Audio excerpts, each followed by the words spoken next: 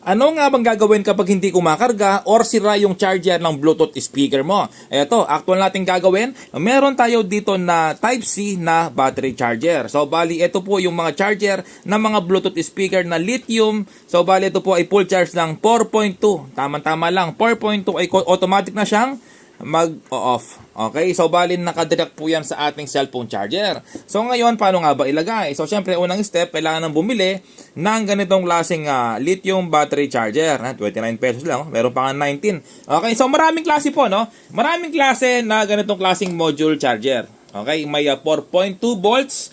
Tapos, may 8.4 volts. Ibig sabihin po, ng 8.4 volts ay dalawa yung charger. Parang ganito.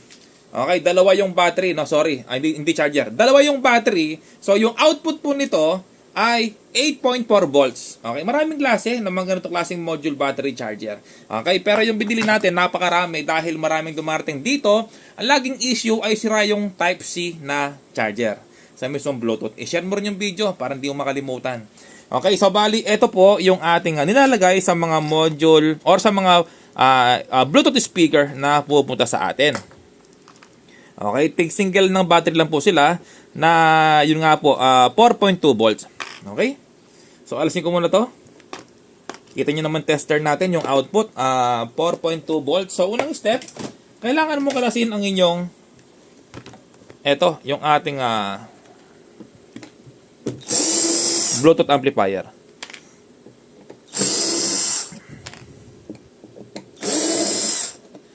Tapos, next na gagawin nyo, ilalagay lang sa battery. Direkta lang, napakadali.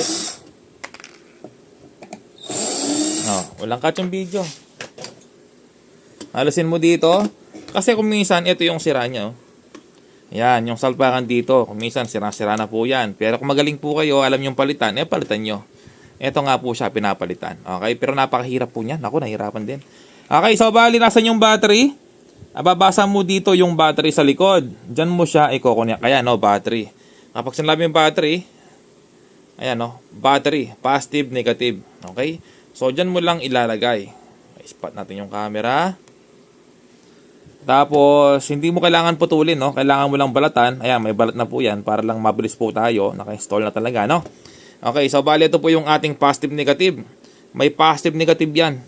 Kung mababasa po dito, ayan, kailangan pala siyang inangan. Okay, nakalimutan ko, may wire kasi yan kasi nakainang na.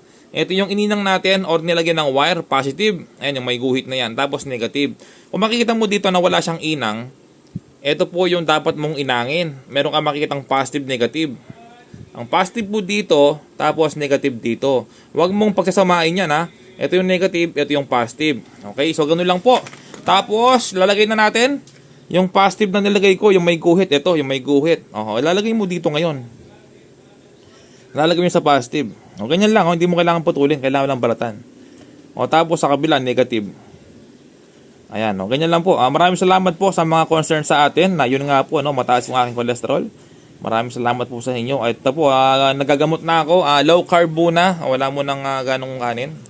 Okay, so bali ito po, Ayan, ganyan lang kadali, walang kahirap-hirap. Tapos, syempre, kung alam mong baklasin dito, alisin mo. Pero ako, hindi ko na binabaklas yan. Ilalabas mo na lang.